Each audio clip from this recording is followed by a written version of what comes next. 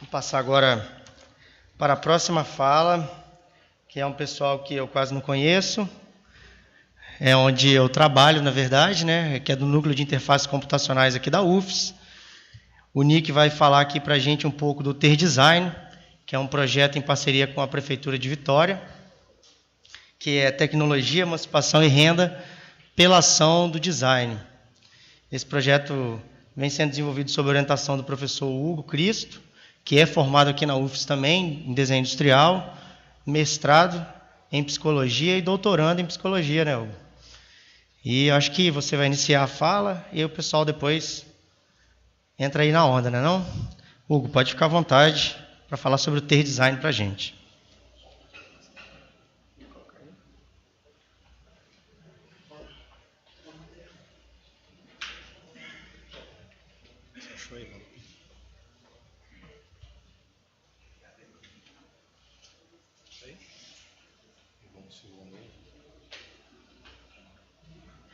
E aí, boa noite.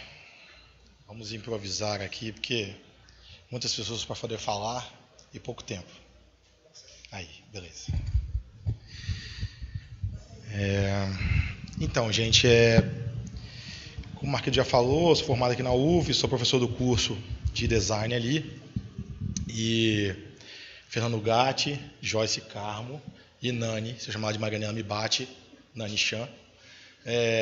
Nós começamos a desenvolver esse projeto Ter Design no NIC efetivamente esse ano, mas ela é uma ideia antiga, desde a época que eu fazia mestrado aqui na UFES, e ela segue um princípio simples, assim.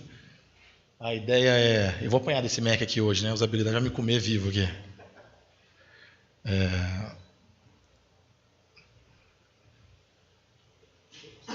Aqui está o vídeo aqui embaixo, né, Móvel? Só para me localizar. Beleza. Aí. Deixa eu voltar nessa pergunta aqui. Ixi, passou tudo. Ó, o Macintosh 1, o 0. Vamos lá. Esse projeto ele tem duas perguntas básicas para poder responder. A primeira, ela foi feita lá nos anos 60. Logo quando a tecnologia começou a ser... Dos computadores especificamente, começou a ficar barata tipo 17, 20 mil dólares cada máquina. Um cara muito importante para a psicologia, que é vou passar aqui na frente, o Piaget, ele começou a ter contato com um cara que chamava Seymour Papert, que é o pai da linguagem Logo. Não sei se vocês lembram daquela coisa da tartaruguinha, que a criança usa para poder programar e tal.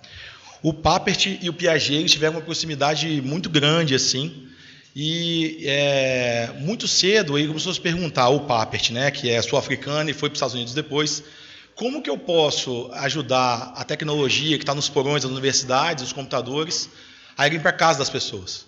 Essa é a pergunta que o Steve Jobs fez a vida inteira também, mas por conhecer o Papert um dia. É a pergunta que várias pessoas que a gente tem acesso hoje, que revolucionaram a computação e a tecnologia de maneira geral, se fizeram. Como é que eu faço as coisas ficarem mais fáceis e dar acesso para a criança? A gente pensa em termos da criança porque é o momento onde, se ela tiver contato com um idioma diferente, oportunidade de educação diferente, ela cresce e se torna uma pessoa com mais possibilidades, com mais potencial. E o Papert queria, de algum jeito, começar isso. Então, quando nem nós, os universitários de direito, usávamos os computadores dos anos 60, eles deu trabalho a desenvolver uma linguagem de programação e trabalhar com crianças muito cedo, assim. A pergunta que eu fiz sobre quem pode ser designer, o Papert respondeu lá nos anos 60 também, que todo mundo pode. Todo mundo pode em que sentido? Todo mundo faz essas coisas. As pessoas, se você der um computador para a pessoa, ela vai dar um jeito de usar. Se você der uma linguagem de programação, ela vai aprender a programar. Se você ensinar ela a tratar uma foto, ela vai tratar. O que faltava na cabeça dele era oportunidades. E quando a pessoa não tem oportunidade, ela faz isso aí, ó, que vocês estão vendo. Isso aqui é a usabilidade do mundo. O cara não tem dinheiro para trocar a maçaneta da porta, ele bota uma coisa no lugar. E quando a usabilidade do mundo é explicada assim, e a gente entende que isso aqui é design, a gente está dizendo também que as coisas que acontecem na doideira têm validade. Não é isso que eles estavam dizendo. Eles diziam o seguinte: as pessoas já fazem. O que você precisa é amplificar o que elas fazem. O que você precisa é canalizar a energia delas. E se eles acreditavam que todo mundo podia ser designer, eles estavam dizendo que se você criar condições ou der oportunidade para ela exercer esse direito, vamos dizer assim. Não é um curso superior que vai fazer isso por ninguém, né? Vamos lá. Eu vou apanhar, né, Mauro? Eu estou vendo já. Isso é porque ele está carregando, a imagem deve estar pesada, é isso? Tem uma coisinha bonitinha rodando aqui, eu gosto dela. É, né? Ele vai pular 2 fotos de uma vez. O que será? Aí, bom, esse é o Piaget, vocês conhecem, ele trabalhava com uma ideia do construtivismo, que é um pouco diferente do que eu vou falar para vocês hoje. O construtivismo é uma ideia de que as crianças desenvolvem pela ação que elas têm sobre as coisas no mundo. Então a criança aprende a brincar, ela aprende sobre cores, ela aprende sobre formas, interagindo com as coisas no mundo. Então esse momento da criança aprender coisas é muito importante, de ela ter experiências ricas assim. E o Piaget, vocês sabem, todo mundo já ouviu falar do Piaget alguma vez na vida. Apesar dele defender essa ideia, ele nunca fez uma pesquisa com sustentação estatística, com amostragem, significância, nada disso. Ele trabalhou primeiro com os filhos dele, com os netos dele. Ele começou a olhar crianças em qualquer lugar e entender que existem algumas coisas que, apesar de você ter questões que são culturais e tal, que são humanas. Ele estava interessado nisso. Como que os seres humanos aprendem, como que eu posso potencializar esse aprendizado dos seres humanos. Ele chamou de construtivismo. O Papert, ele andou um pouco essa história, ele chamou de construcionismo, que na cabeça dele não adiantava só você agir sobre o mundo, você tinha que conseguir construir seu próprio mundo. Então ele trocou o vismo por sionismo, vamos dizer assim, dizendo que as pessoas tinham que ter oportunidades não só de experimentar e de manipular, mas de construir. E isso se conectou com o design muito cedo.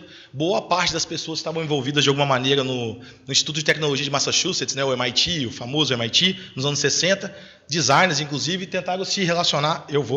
Aí, brigou. Esse é o Papert, com a tartaruga logo dele lá nos anos 60. Não sei se vocês sabiam, o logo não era para usar em computadores, vocês tinham robôs grandes que eles chamavam de tartaruga e riscavam o chão. Então a criança fazia programinhas muito simples, dizendo assim, vá para lá 20, vai para lá 50, e o negócio desenhava no chão, e a criança estabelecia uma relação física com o que ela programava no computador e como uma coisa se comportava no mundo. Era um princípio de desenvolvimento lógico matemático e tal.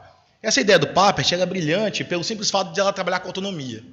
A autonomia é uma coisa que o nosso amigo brasileiro, e que é amigo do Papert, inclusive, isso vai brigar comigo a noite inteira, que é o Paulo Freire, defendia muito, assim, ele entendendo a condição do Brasil como um país pobre, que as pessoas têm dificuldade de ter acesso às coisas, e que a educação era exclusiva, não inclusiva, ele dizia, a gente de alguma forma, seja pela tecnologia, seja pela a coisa do letramento que a gente fala, não é você aprender a ler só, é letramento, é saber entender um texto, é você saber se expressar na língua que que é sua língua natural, né?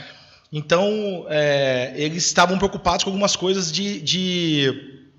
não sei se eu vou apanhar desse treco no exterior, mas tenta aí, Mauro. Eles estavam preocupados em como criar condições das pessoas poderem aprender para mudar de vida, transformar a própria vida. Então, o Papert e o Paulo Freire se encontram num momento muito interessante de dizer, olha, nós precisamos, você está interessado em dar acesso às pessoas se alfabetizarem com uma forma emancipatória, delas poderem viver melhor, e eu estou interessado em levar tecnologia para todo mundo. Vamos trocar ideia, então. Desse esforço todo, surgiu toda uma escola, né, gente, de aprendizagem, de tentativas de você educar pessoas em situação de limite, de pobreza, e por aí vai. E a gente tinha aí valeu, a figura desse camarada, que para mim é o cara mais genial do século XX, que é o Alan Kay, que por ter contato com o Papert nos anos 60, 70, ele falou, eu preciso tirar o computador de cima da mesa e botar um computador na mão de cada criança, em cada escola desse mundo, e esse que vocês estão vendo aí era o protótipo dele dos anos 70, que seria o avô do iPad, né? Ele dizia, ao invés de cadernos, eu quero coisas digitais, as pessoas possam desenhar, pesquisar, fazer música, é o Dynabook dele. E esse princípio do Alan Kay, ele foi... sou eu o problema.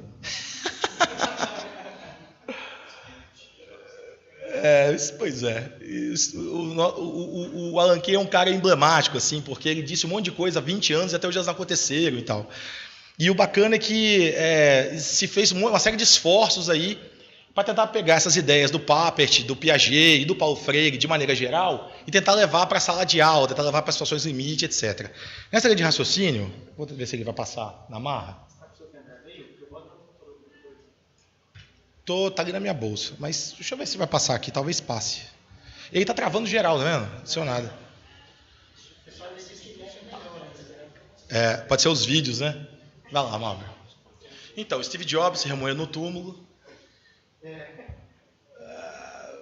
Tem 2 videozinhos rápidos que eu vou passar sobre o projeto, mas aí vamos ver se vai.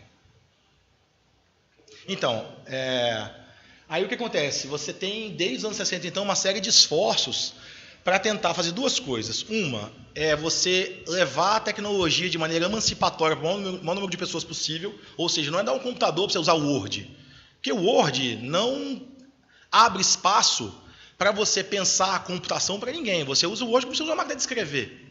Da mesma forma que a máquina de datilografia não ajuda ninguém a pensar a língua portuguesa, nem se transforma ninguém em um poeta, um Word não transforma ninguém no cientista da computação. E o Papert fala o seguinte: a pessoa que entende do ponto de vista tecnológico como que um problema é resolvido, ele cresce. E eu tenho que oferecer oportunidades desses caras, independente da formação, do histórico dele, aí, tá vendo? O PDF matou o dia. Você tem que oportunidades de ajudar as pessoas a usarem o computador de forma criativa e tal. Nessa perspectiva, aconteceram várias coisas. Aconteceram a fundação de várias iniciativas de pesquisa pelo mundo. Uma delas, inclusive no Brasil, no Unicamp, tem um laboratório muito antigo que trabalha com essa linguagem logo, com crianças e tal. Você tem aquele projeto One Laptop Per Child, vocês já ouviram falar? Que faz um notebook de $100, que você manda por meio do nada. Na cidade não tem nada, no meio da África, ela não tem luz, não tem água, não tem nada. Chega um computador de $100 para cada criança, uma rede mesh, né, que é um wireless um pouco diferente. E as crianças têm acesso à internet, elas aprendem a fazer coisas, daqui a pouco elas estão procurando na internet como que elas plantam, trabalham o solo, que é um solo ruim, mas aí descobrem a tecnologia, conversa com outras crianças que estão lá na Indonésia, que tem uma situação parecida. Então o computador chega na comunidade e usa a tecnologia que tem um fim emancipatório. Não é só você acessar a internet com a Orkut, botando foto do seu churrasco. É legal isso também, mas isso não é só a única coisa que o computador pode fazer por você. Tá vendo? É porque veio de um PC, né, cara? Aí chegou no Macintosh, eles... Passa para lá, porque eu acho que vai funcionar. É isso aqui, Marcos? Aí, bom. Tá dentro de Wood aí. Então, o que aconteceu? Você vai ter uma série de iniciativas tentando, então, vão parar de dizer, então, que o computador tem que ficar barato, que você tem que vender um computador de R$1.000 em 12 vezes nas Casas Bahia. Isso também faz parte da brincadeira. Você também cria acesso dessa forma. Mas vocês devem conhecer que no Brasil, por exemplo, tem uma série de programas de inclusão digital que tendem a fornecer equipamento. Por exemplo, os telecentros, né? O telecentro também é uma iniciativa que existe em vários lugares do mundo que visa oferecer à população que não tem acesso a um computador, nem a internet de qualidade, banda larga, uma oportunidade de ter contato com o computador. Mas lá nos anos 60, o Papert já tinha entendido o seguinte: não adianta você dar um computador para a criança. Você tem que colocar uma pessoa do lado dela ou criar oportunidades para ela se inspirar para usar o computador. Ela tem que ver gente que faz música com aquilo, que desenha com aquilo. Aí, volta... Aí, esse é o logo. Só precisa lembrar que é o principal antecedente. A linguagem de programação é bem assim, fazer desenhos no chão e tal, com a tartaruguinha, pode passar. O Lego é uma outra coisa importante, porque ela mostrou para a criança muito cedo que ela podia construir coisas com peças muito simples, e aquilo tem um desenvolvimento cognitivo interessante para ela, um monte de possibilidades criativas acontecem. Então, o Lego está diretamente ligado a isso. E esse aqui é o modelo principal. O pessoal do MIT, nos anos 90, fundou, com o apoio da Intel, as Computer Clubhouses, que seriam o quê? Começou dentro do Museu de Ciência de História Natural, acho, de Massachusetts. Eles fizeram uma salinha que tinha Lego e kits de robótica. E os alunos do MIT iam para lá durante uma semana e ficavam brincando com as crianças que viam no museu obrigados, com a excursão de escola, enjoada. Eles entravam nessa salinha e ficavam o dia inteiro fazendo robô. No primeiro dia tinha um menino, no dia seguinte tinha dois, no terceiro dia ninguém estava no museu, estava todo mundo dentro da sala. Porque os moleques estavam descobrindo que eles podiam, com Lego, um computador simples e motores, etc., construir suas próprias coisas. E essa rede se espalhou pelo mundo inteiro e ela se tornou uma alternativa criativa aos telecentros que oferecem internet só. Ao invés de você ter uma sala com um computador, que você vai lá, acessar a internet e ver seu Orkut, tem um cara lá dentro que ele trabalha com música, trabalha com desenho, e as pessoas vão para lá para usar o computador de forma criativa. Esses princípios estão totalmente alinhados com a ideia do Papert e ele gera uma série de projetos, dentre os quais o nosso se encaixa. Pode passar aí, Marquito. O Scratch é que é a maior comunidade hoje no mundo de programação para crianças e adolescentes, que ela tem uma série de trabalhos interessantes. Você é uma linguagem de programação visual, que você faz um monte de coisa bacana, não tem que saber nada. O Pico Crickets é uma coisa que, inclusive, dá conta de trabalhar com crianças com deficiência, cego, surdo. Ele é um kit de robótica que você precisa poder fazer brinquedos, pelúcia e tal, usando a tecnologia. E tem centros espalhados no mundo que as crianças trabalham com esses Pico Crickets. Pode passar. E esse é o Oi Futuro, no Rio de Janeiro, que é um centro desse. Ele é um lugar bacana, com museu, um monte de coisa, e que, além de tudo, tem oficinas para as pessoas irem para lá e terem um contato com a tecnologia, que não é um contato do tipo, vou ver o meu e-mail, o que a gente faz no telecentro. É o que eu faço com a tecnologia para eu crescer e me tornar uma pessoa mais, sei lá, com mais potencial, mais feliz, sei lá o que a gente quer fazer com isso. O importante é que existe uma diferença essencial ali, que uma coisa é você dar a tecnologia como se você estivesse pensando em números e criando uma escola cheia de computador, laboratório de informática.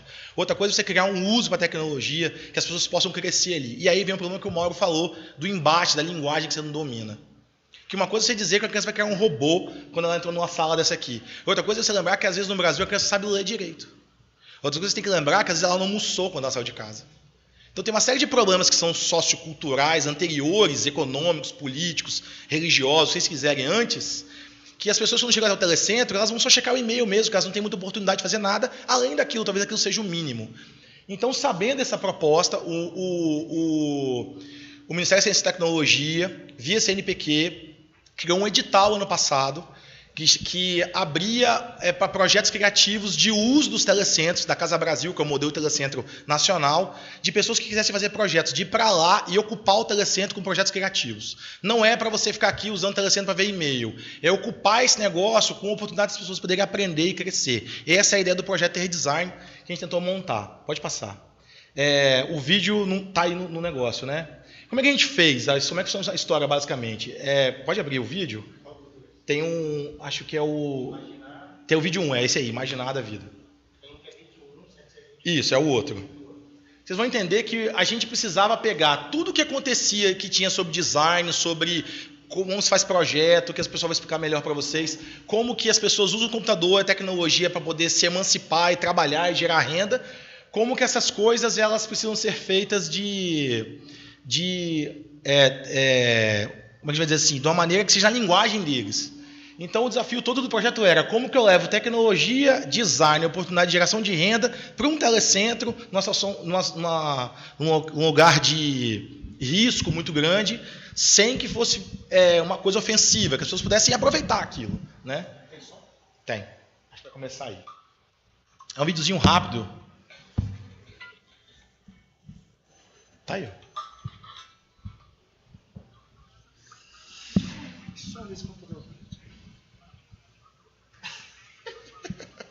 Não tem legenda, pelo menos. Então, o que acontece? A gente fez materiais e pensou coisas que fossem nessa linha.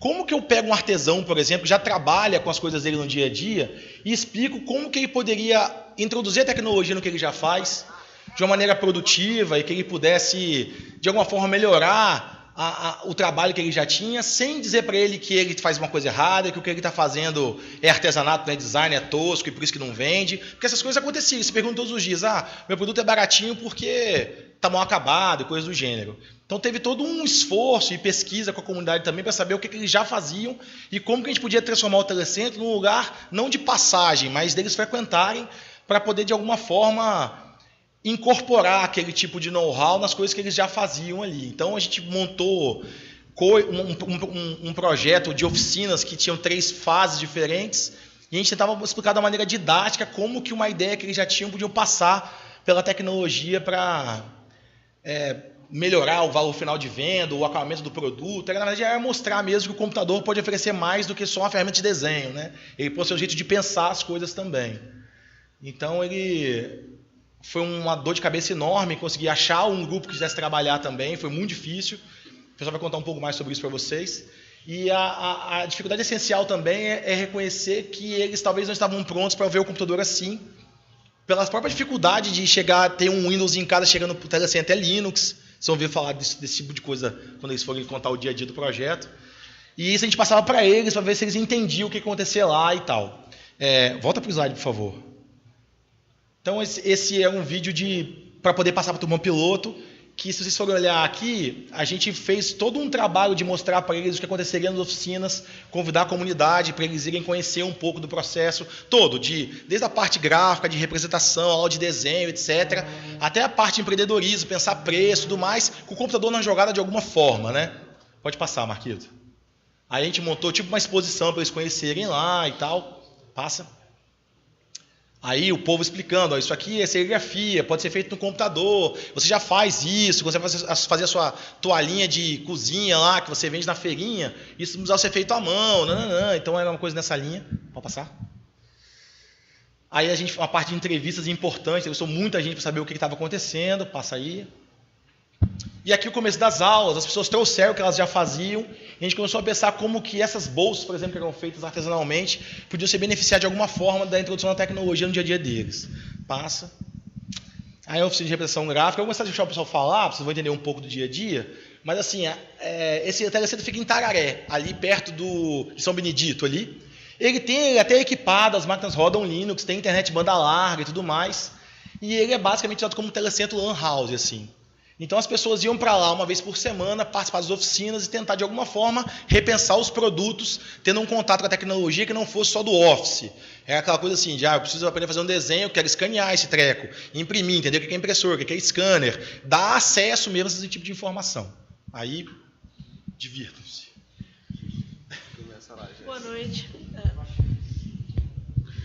Então, como o Hugo comentou... a gente teve um processo bem longo de planejamento, na verdade, antes de começar a interagir com essas pessoas, com esses artesãos da comunidade, que acabou, no fim das contas, não sendo de Vitória, necessariamente. A gente acabou atendendo a grande Vitória. Tinham pessoas de Cariacica nas oficinas com a gente. E, assim, a gente teve uma expectativa grande, um período de estruturação do projeto que a gente esperava passar uma série de coisas que, para a gente, parecia relevante para o projeto deles. Por exemplo, eu cheguei a fazer um planejamento imenso de coisas que eu ia ensinar para eles em GIMP e Inkscape, que são as ferramentas que estariam disponíveis lá. E acho que eu não cheguei a usar 90%, porque no decorrer das oficinas a gente percebeu que, na verdade, existe um certo despreparo deles para receber essa tecnologia. É uma coisa que, às vezes, eles têm em casa, mas o filho ajuda a mexer. Então, não faz tanta diferença para ela não saber acessar o e-mail, porque o filho ajuda a acessar o e-mail. E tinha pessoas com esse perfil lá, algumas um pouco mais interessadas, outras nem tanto. Eu me lembro um dia que a gente falou, olha, a gente vai olhar o Google hoje, vamos pesquisar o Google para buscar imagens. Assim.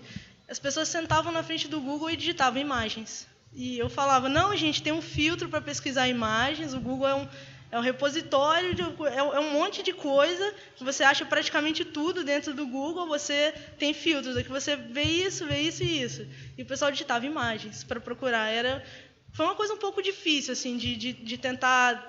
e aí você percebe, na verdade, um despreparo nosso também, de como que a gente coloca o que para a gente pode ser tão natural para a pessoa totalmente leiga. Como que o que eu sei pode ser relevante no que ela precisa dentro do trabalho de artesanato. Tinha pessoas que trabalhavam com bolsa, bordado... E como que o que eu sei de computador ou o que tem no telecentro pode virar uma ferramenta no trabalho do dia a dia dela? Isso foi uma dificuldade grande que a gente enfrentou lá. Oi.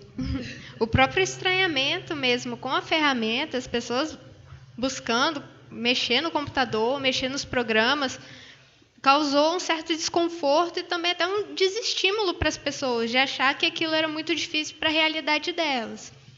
Mas, mesmo assim, a gente tentou trabalhar com os projetos e mostrar também que aquilo era importante de alguma forma, que agilizaria muito a produção deles, pesquisando mesmo na internet, ou então fazendo um desenho já no computador para formar depois um stencil ou alguma estampa para serigrafia, para agilizar mesmo o processo deles, que antes era todo manual.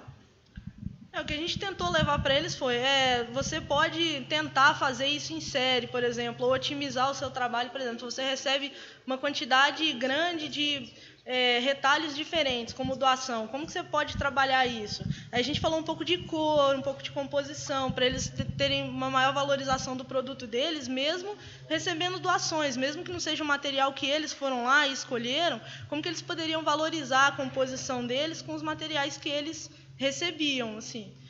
Tinha muita coisa, às vezes, que chegava lá, assim, umas composições bem bizarras, eu diria. E a gente falava, olha, assim, talvez se você explorar a cor dessa maneira, que você vê que essas cores são parecidas, você tem uma harmonia melhor, você consegue formar um produto que tem um aspecto mais agradável. E é até difícil você chegar lá e criticar o trabalho deles, que é uma coisa que eles fazem há tanto tempo e não sei. Até o modo como você vai falar isso, assim, é um pouco complicado. Isso é muito interessante também a gente ver isso que a Joyce até começou a falar, o Hugo também falou de como a gente acha que vai ser fácil levar, né, eu vou ensinar design. Não necessariamente ensinar design, a gente não foi para lá para ensinar design, mas para poder mostrar que algumas coisas que eles já faziam, como melhorar isso, e como o jeito que a gente pensou, em determinados momentos funcionou, assim, por exemplo, no início, representação gráfica, o pessoal gostou muito, porque eles viam a oportunidade de aprender coisas novas, né? Eu posso fazer assim, ou até mesmo de ver, isso que eu já faço é desse jeito, então conseguiram pensar sobre aquilo, mas na hora a gente começou a levar projeto, né? Foi a hora que o pessoal teve aquele baque, assim, que é aquilo, o que eu faço agora com isso que eu já sei fazer, né? Sei lá, a telinha lá que a gente viu, ou várias técnicas que às vezes eram até simples, né? O que eu faço com isso agora? Como eu faço? Como eu trago isso para o meu projeto? Às vezes a gente tem dificuldade de fazer isso, imagina eles, assim. Mas mesmo assim a gente achava que ia ser até um pouco mais fácil, mas como tinha essa dificuldade, primeiro, do uso do computador, lá era Linux e eles usavam Windows. E a gente teve que também, a cada aula que a gente voltava, falava, nossa, a gente precisa dar um jeito de ver como é que a gente vai fazer isso, né? Suprir essa necessidade. E na parte de projeto, assim, o que a gente começou a ver foi um dia que eu e a Nani fomos, assim, nem deu para a Joyce ir, e a nossa questão era como é que a gente vai fazer hoje. O primeiro dia não deu muito certo falar de projeto para eles. Sempre lembrando as nossas ideias, assim, que era imaginar, digitalizar, construir. A gente tentou trabalhar isso para ficar próximo, assim, deles, né? Então, o que deu muito certo foi o dia que a gente colocou eles assim, numa roda e fomos fazer o que no projeto? Pensar sobre o produto deles, sobre aquilo que eles faziam, que era pensar, então, o que eu faço? Para quem que eu estou vendendo? Onde eu vendo isso? Onde eu faço? Que materiais? Quem compra? Então, assim, de uma maneira que foi o dia talvez mais produtivo dessa parte de projeto, antes de colocar a mão na massa, porque eles mesmos começaram a dar pitaco no projeto do outro, né? Falar, mas se você fizer assim...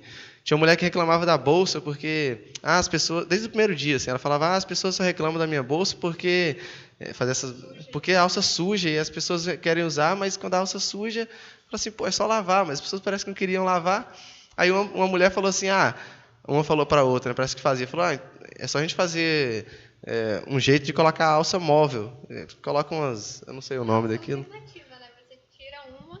Tira uma alça, troca quando ela sujar e anda com a bolsa mesmo assim. Aí, enquanto uma está lavando, você está usando outra alça. Aí ela, é verdade, é uma solução. Então, esse próprio contato, né, esse conflito entre as pessoas que trabalham com produtos diferentes, uma opinando sobre o produto da outra, isso foi um ganho muito grande para eles. E para a gente também, a troca de experiência. Então, assim, foi uma hora de realmente pensar no projeto. É isso que a gente faz, que a gente chama de nossa metodologia. Isso tudo teve que entrar na metodologia já deles, de artesãos, assim, dessa maneira bem tranquila, assim, né? De um jeito de pensar sobre o meu produto, o que eu vou fazer. Aqui tem uma imagem da Inês, né? Que ela fez uma estampinha para o produto dela e acabou virando identidade. Fez no computador, assim, ela já trabalhava um pouco, mas ela sempre reclamava, em casa eu não consigo desse jeito, né? Era Linux, e aí, não é de outro jeito, em casa eu não consegui fazer assim, mas a gente foi tentando, então ela fez essas estampas, acho que essas daí são inclusive dela mesmo, né? Se focou mais nisso. Isso aqui é a Vera, ela desenvolveu um logotipo a partir dos trabalhos dela, ela fazia letrinhas meio bordadas, né? Não sei, costuradas, aliás. Então, ela mesma foi desenvolvendo isso. Foi um pouco difícil, assim, porque ela mesma viu, teve uma hora de falar assim, o Hugo chegou lá e falou, não, vamos fazer isso mais alinhadinho, porque cada peça era de um jeito, né? Aí ela falou assim, nossa, mas vai dar muito trabalho, porque eu desenhei olhando, né? Foi um desenho de observação do que ela já fazia, do produto dela. Pensar que cada letra dessa ela já tinha produzido. E ela teve a ideia de transformar isso num logotipo assim lá, né? Aí ela falou assim, nossa, agora desenhar isso tudo é para ficar mais padronizado, no mesmo espaçamento igual, tal. Então foi difícil, inclusive, convencê-la disso. Mas depois, é claro, ela olha e fala, ficou bom, né? Agora você não podia tocar em vamos redesenhar, né? Porque senão...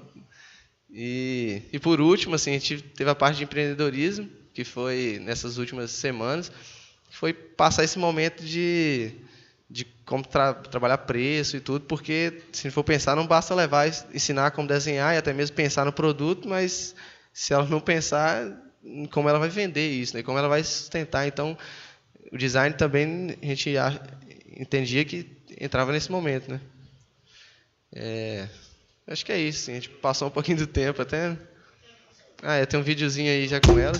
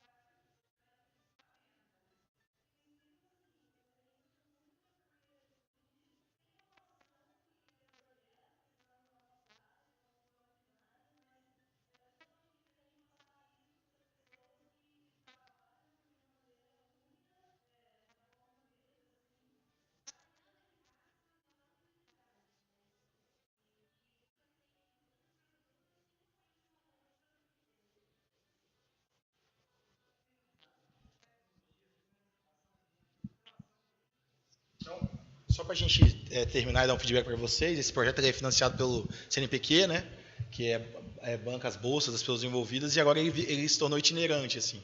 A ideia é a gente andar por várias comunidades de Vitória, fazendo um dia de oficinas que tem isso que a gente testou com eles aqui, e esse material fica disponível no telecentro como se fosse uma rede interna para eles depois. Vocês vão ter acesso ao conteúdo, ao material que foi trabalhado, todas as oficinas assim, em relação a desenho, a parte de que usa os computadores, esperando que alguém consiga fazer algum uso produtivo. A gente realmente vê a dificuldade que é levar a tecnologia para quem não precisa dela ainda, quando você chega lá e descobre que ela não encaixa, né? Talvez a maior dificuldade não é nem tanto a coisa de projeto que a gente encontrou, que a gente consegue até contornar, mas a pessoa sentar no computador e falar o seguinte, o que eu ganho para aprender isso que está me mostrando, né? Como é que isso vai mudar o que eu já faço, ou como é que eu vou encontrar algum benefício? Nos Estados Unidos, na África, os outros lugares que eu mostrei que são nossas referências, isso mostrou, já tem alguns benefícios interessantes. No Brasil, a gente ainda está vendo a política de vamos equipar as escolas, né? Então, é engraçado só para vocês poderem entender o quanto que esse edital ele veio escrito lá no texto do edital. Esse edital visa sanar uma dificuldade gerada pela inutilização dos espaços dos telecentros de Vitória. É uma doideira, né? O governo inventa um negócio, depois dá um dinheiro para você ocupar, porque ninguém quer ir lá. Então, como que a gente resolve isso? Essa foi uma tentativa nossa, eu acho que o pessoal foi guerreiro aí, mas ainda está muito longe da situação ideal de você oferecer letramento digital mesmo, portanto, as pessoas poderem construir coisas, dominar a tecnologia, mas é um começo, né? É isso aí, obrigado, gente.